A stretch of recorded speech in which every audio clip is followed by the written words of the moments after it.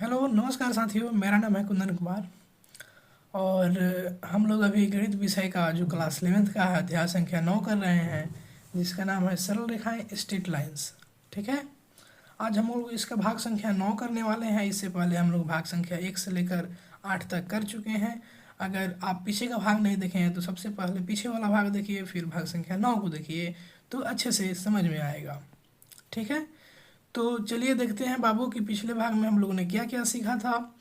तो पिछले भाग में हम लोगों ने ढाल अंतःखंड रूप देखा था, जिसमें हमारे पास ढाल प्राप्त होता था और एक अंतःखंड या वाई इंटरसेप्ट हो या एक्स इंटरसेप्ट हो ये हमें पता होता था। तो उसके हेल्प से हम क्या करते थे, रेखा के समीकरण निकाल लिया करते थे। फिर हमने किया था उदाहरण संख्या 9। फिर अंतःखंड रूप देखा हमने कि इस स्थिति में कोई हमें ढाल स्लोप पता नहीं होता था, लेकिन इसमें हमें एक्स इंटरसेप्ट भी पता होता था, एक्स अंतःखंड और वाई अंतःखंड। तब भी हम क्या करते थे, इस रेखा का हम समीकरण निकाल लिया करते थे। उसके बाद हम उदाहरण संख्या 10 किए थे।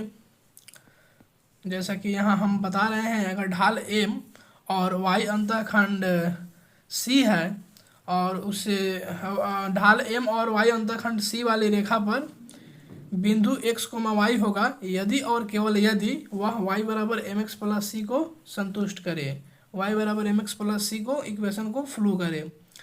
उसके बाद हमने ये जाना था, यदि ढाल m वाली रेखा x अंतःखंड d बनाती है, जो x अंतःखंड है और d है, तो जो रेखा का समीकरण होगा वह होगा y बराबर m into x minus D. ठीक है। और हमने लास्ट में ये भी सीखा था, एक्स और वाई अक्षों से क्रमशः ए और बी अंतःखंड बनाने वाली जो रेखा का समीकरण होगा, सिंपल एक्स के नीचे उसका अंतःखंड से भाग लगा देंगे एक्स बटा ए, और वाई अक्ष है तो यहाँ वाई लेंगे जब, तो वाई में उसके बी जो अंतःखंड है उससे भाग लगा देंगे, तो एक्स बटा ए जोड़ वाई बटा बी बराबर क्या हो जाएगा, 1 हो जाएगा। यहाँ तक ले हमने पिछले भाग में देखा था। आज जो हम लोग सीखेंगे वो सीखेंगे कि अगर लंब रूप में हो तो हम उसका समीकरण कैसे निकालेंगे। उसके बाद उदाहरण संख्या 11 करेंगे और फिर हम लोग उदाहरण संख्या 12 करेंगे। ठीक है। तो चलिए शुरू करते हैं। तो सबसे पहले लंब रूप में हमारे पास ये फिगर है कुछ, आप ज़रा ध्यान दीजिए। ये नॉर्मल फॉर्म है जिसमें हमारा ये एक्स वाई तल है और ये जो रेखा एल है इसी की हमें क्या स्लो हम क्या जानते हैं बाबू कि अगर एल का इक्वेशन निकालना है तो हमें कुछ पॉइंट पता चल जाए या ढाल पता चल जाए या 2 पॉइंट पता चल जाए, तो हम इस प्रकार से ये ढाल बिंदु रूप से भी इसका हम समीकरण निकाल सकते हैं। तो हम ट्राई करेंगे जो एल का ढाल है प्रत्येक स्थिति में हम पता कर लें, और उसके बाद इस पर कोई एक पॉइंट भी हम पता कर लें और एक बिंदु ढाल रूप से हम इसका समीकरण जो एल है लाइन इसका निकाल सकते हैं। ठीक है। तो ये प्रत्येक स्थिति यहाँ फर्स्ट चतुर्थांश में है या प्रथम चतुर्थांश में दिखाया गया है, ये दूसरा चतुर्थांश में है और ये तीसरा चतुर्थांश में है और ये चौथा चतुर्थांश में है। तो प्रत्येक चतुर्थांश में इसकी स्थिति को दिखाई गई है। रचना सब में सेम ही है और सब में कंसेप्ट सेम ही लगा है। ठीक है। बस केवल ओमेगा का वैल्यू प्रत्येक स्थिति में बदल गया है। ठीक है। तो देखिए, मान लेते हैं कि कोई रेखा है जिसका नाम एल है और जिसकी मूल बिंदु से जो लांबिक दूरी है वो पी है। यहाँ से आप गौर दीजिए, जो ये लांबिक दूरी है ये मान लेते हैं कितना है, पी है। तो हर एक स्थिति में ओ ए ही रेखा है और जिसकी लंबाई क्या है, पी है। ओ ए और इसकी लंबाई हम क्या मान लेते हैं बाबू, पी है। ठीक है। और धन एक्स अक्ष और ओ ए के बीच का कोण कोण एक्स ओ ए बराबर ओमेगा है। यहाँ पे आप ध्यान दीजिए, जो हमारा एक्स ओ ए जो कोण है प्रत्येक स्थिति में कितना है, ओमेगा है। ठीक है। इसमें भी ओमेगा है, यहाँ भी ओमेगा है और यहाँ भी ओमेगा है। आप समझ गए। तो यहाँ तक क्लियर होना चाहिए। अब कार्तीय तल में रेखा एल की संभव स्थितियां आकृति 10.17 में दर्शाई गई हैं। जो चारों स्थितियां हैं वो बनाई गई हैं। अब बाबू हमारा जो उद्देश्य है यह है कि हम जो रेखा एल है उसका हम ढाल निकाल लें और उस पर कोई एक बिंदु ज्ञात कर लें जिससे हम उसका समीकरण ज्ञात कर पाएँ। ठीक है।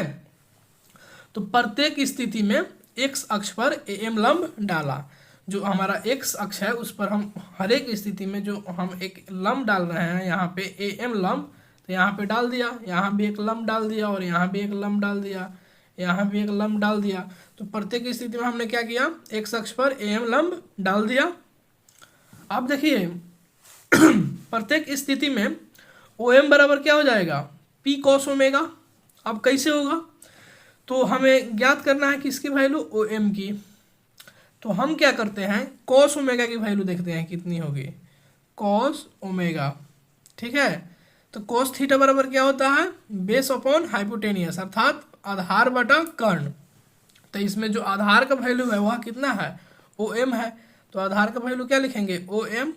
अब बाटा जो कर्ण का वैल्यू है वो कितना है, ओ ए, और ओ ए का जो वैल्यू दिया हुआ है वो पी है, पी मान लिए हैं। तो यहाँ से हम लिख सकते हैं तिरछा तिरछी गुना करके कि ओ एम बराबर, जब गुना हो जाएगा तो ओ एम बराबर पी कॉस ओमेगा। ठीक उसी तरह जब हम साइन ओमेगा लेंगे तो साइन ओमेगा हमारा कितना हो जाएगा, बताओ बाबू, साइन थीटा बराबर क्या होता है, पी बटा एच। तो इसमें पी कौन सा है, ए एम, ए एम बोलो चाहे एम ए बोलो, बात तो एक ही है, ए एम बटा पी। तो जो हम जब हम एम ए का वैल्यू देखेंगे तो ये क्या हो जाएगा, पी साइन ओमेगा। तो हमने ओ एम की दूरी निकाल ली और एम ए की दूरी निकाल ली। तो इस प्रकार ये जो कोऑर्डिनेट होगा ए, तो ए का हम निर्देशांक निकाल लिए, ए क्या हो गया, ए का जो निर्देशांक होगा कितना हो जाएगा, p cos omega comma p sine omega. ठीक है, जो ए का निर्देशांक होगा इतना ही होगा। यहाँ तक आप समझ गए। अब देखो बाबू, हम अब स्लोप निकालने का प्रयास कर रहे हैं। इसके अतिरिक्त जो रेखा एल है ओ ए पर लंब है, ये जो रेखा एल है ओ ए पर क्या है, एल लंब है, एक दूसरे पर लंब है दोनों रेखाएं। तो इसका मतलब ये हुआ जब दो रेखाएं लंबवत होती हैं तो उनका जो स्लोप का गुना करते हैं तो -1 आता है। ये हम लोग बहुत पहले ही पार्ट में कर चुके हैं।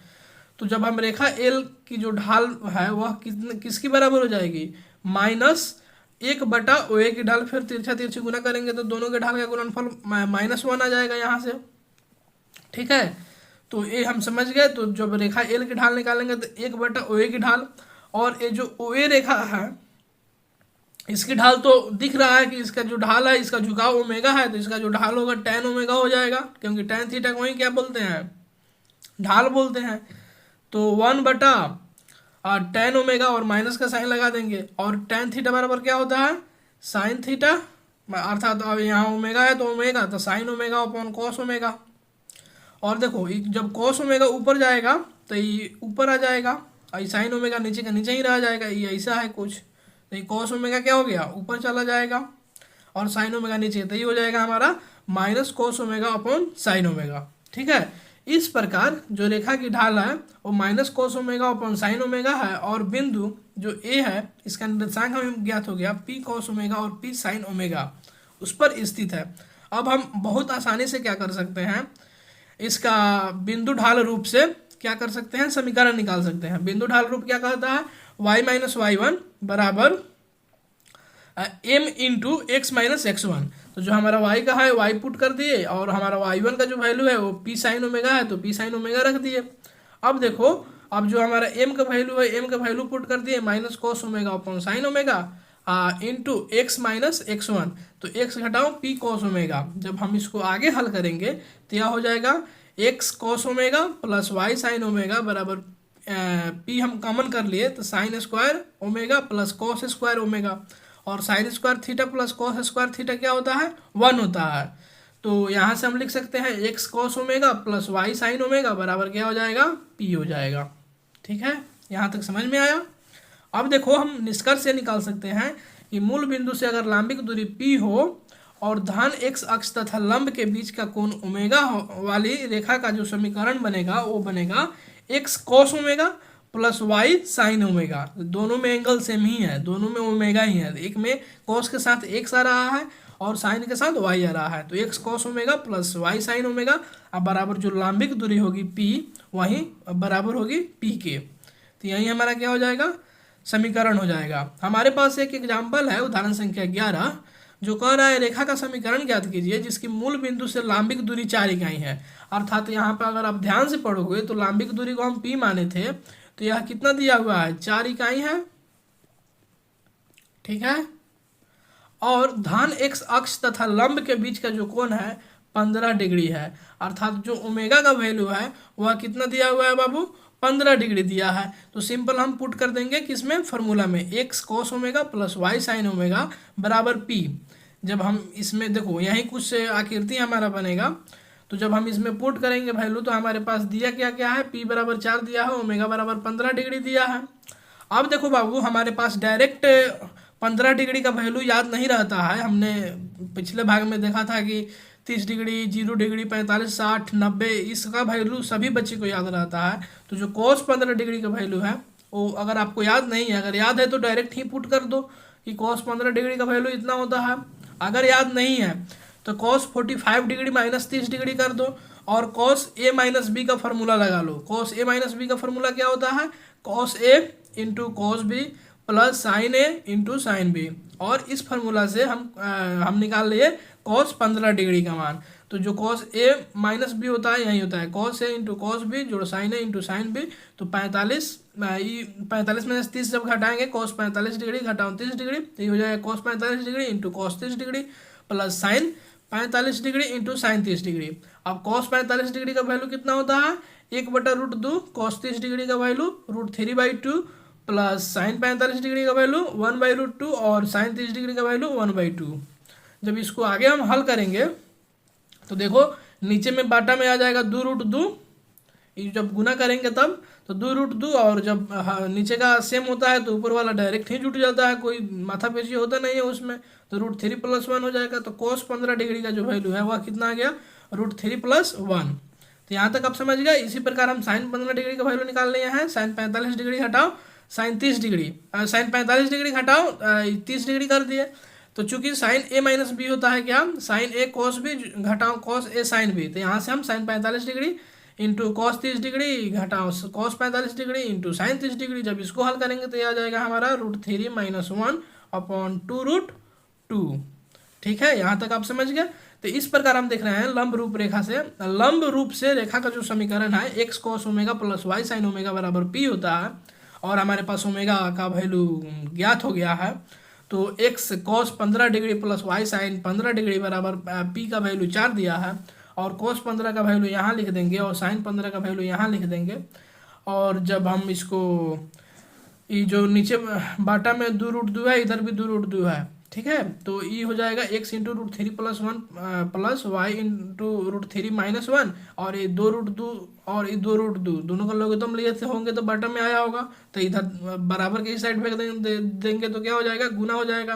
तो 4 दूनी 8√2 हो जाएगा। ठीक है, तो ये हमारा क्या हो गया, आंसर हो गया। अब हम एग्जाम्पल संख्या 12 देखते हैं। कह रहा है फ़ारेनहाइट ताप एफ और परम ताप के एक रैखिक समीकरण को संतुष्ट करते हैं। दिया है कि K बराबर 273 केल्विन जब F बराबर 32 और K बराबर 373 जब F बराबर 212, तो K को F के पदों में व्यक्त कीजिए और F का मान ज्ञात कीजिए जबकि K बराबर 0 हो। ठीक है, तो आइए देखते हैं इस प्रश्न को कैसे हम हल करेंगे।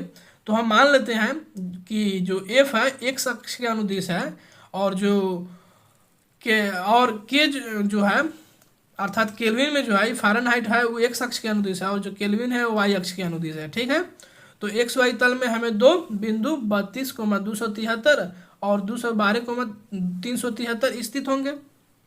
तो दो बिंदु रूप से सूत्र से जो बिंदु F, K को संतुष्ट करने वाले समीकरण होगा वो क्या होगा कि हम क्या जानते थे, y - y1, तो y की जगह पे यहाँ K है तो K माइनस, और y1 का वैल्यू 273 है तो ये पुट कर दिए, और होता था y2 - y1 बटा x2 - x1, तो ये हमने पुट कर दिया वैल्यू, और ये हमने पुट कर दिया फिर x के जगह पर हम यहाँ f मान कर चल रहे हैं, तो f माइनस, और जो हमारा x1 का वैल्यू है वो कितना है, 32 है, तो हमने पुट कर दिया। जब हम आगे इसको हल करेंगे तो यह आ जाएगा K बराबर 5/9 इंटू F - 32 प्लस 273।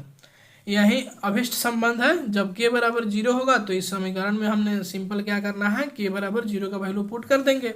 जब 0 का वैल्यू पुट करेंगे तो हमारा केवल F वाला टर्म बचेगा। जब F को हल करेंगे तो वो आएगा -459.4। यहाँ तक आप समझ गए। तो अगले भाग में हम लोग बाबू जो सीखेंगे वो सीखेंगे प्रश्नावली 9.2। तब तक आपका बहुत बहुत धन्यवाद। जल्द ही मिलते हैं अगले भाग में। जय हिंद।